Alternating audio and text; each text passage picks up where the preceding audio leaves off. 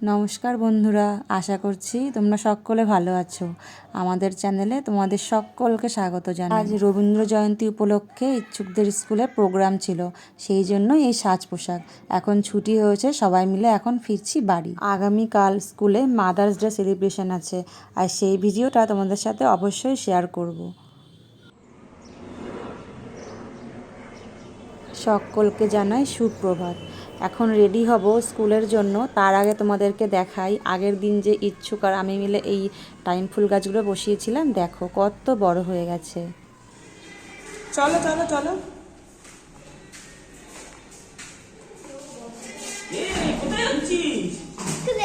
কি আছে স্কুলে?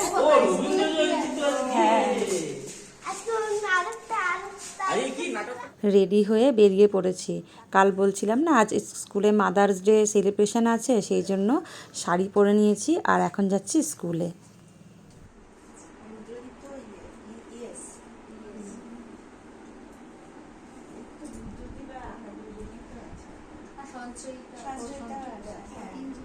দেখলে কি সুন্দর করে সাজিয়েছে স্কুলটা। মাদার্স ডে আর রবীন্দ্র জয়ন্তী একসাথে আজ উদযাপিত হবে।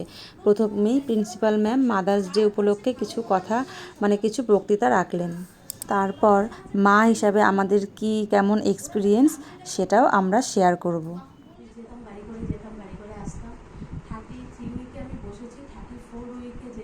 মায়েরা যে স্ট্রাগল করেছে আমরা তার স্মৃতিভাবও করতে পারি না। আমরা অনেক ভালোভাবে ওদেরকে কোনো কিছু চিন্তা না করেই আমাদের বড় করতে পারি। এইসব নিয়ে সব ছেড়ে দিতে হয়েছে, তো সেইভাবে প্র্যাকটিস এখন আর হয় না। হ্যাঁ, চেষ্টা করব যদি একটু কিছু ভালো লাগে আপনাদের। আমাদের প্রত্যেকের মধ্যেই কোনো না কোনো প্রতিভা থাকে, কিন্তু মা হওয়ার পর কি সেগুলো থেমে যায়? আমার কিন্তু এমনটা মনে হয় না। কারণ ওদেরকে শেখাতে শেখাতে আমরা সব কিছু আবার নতুন করে একটা অধ্যায় শুরু হয়, আমরা নতুন করে সব কিছু আবার শিখি। বরং মা হওয়ার আগে আমরা যে কাজগুলো পারতাম সেগুলো আমরা এখনও পারি, আবার মা হওয়ার আগে আমরা যে কাজগুলো পারতাম না, যেগুলো ইম্পসিবল মনে হতো, সেগুলোও কিন্তু আমরা পারি, তাই না?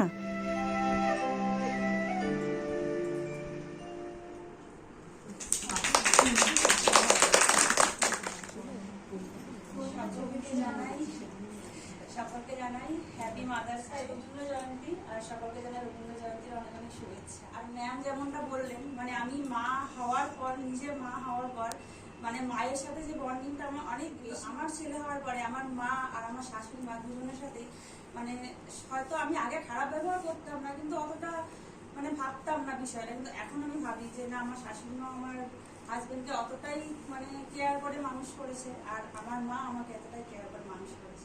আমি এমন সেরকম ভরসা পাই না যে ওকে কোথাও একটা রাখবো, রেখে যাবো, ওরকম কোনো ভরসা পাই না। ফার্স্ট একটা ভরসার জায়গায় স্কুলটা, এখানেই আমি প্রথম গিয়ে একটু 2-3 ঘন্টা মতো শান্তিতে থাকতে পারি যে না ঠিক আছে, ঠিক জায়গাতে রয়েছে ও। তো তার জন্য ম্যাম, সবাই আপনাদের তো হ্যাপি মাদার্স ডে।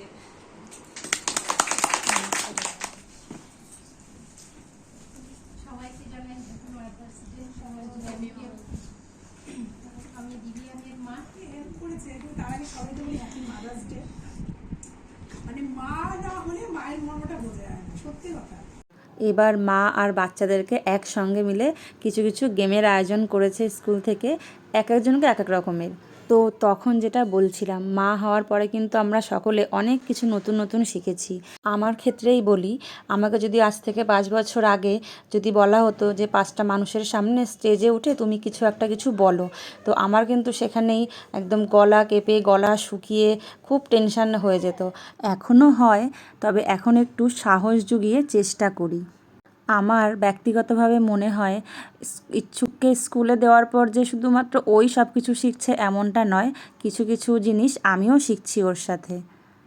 এখন অনুষ্ঠানের একদম শেষ পর্যায়ে পৌঁছে গেছি। এখন বাচ্চারা তাদের মায়েদেরকে ব্যাজ পরিয়ে সম্মান জানাচ্ছে। আজকের অনুষ্ঠানটা তো এখানেই শেষ, আমার ভিডিওটাও এখানেই শেষ করছি। তোমাদের কেমন লাগলো তোমরা কিন্তু অবশ্যই জানিও। যদি ভালো লাগে অবশ্যই একটা লাইক করে দিও। আজ তবে আসি, সকলে ভালো থেকো।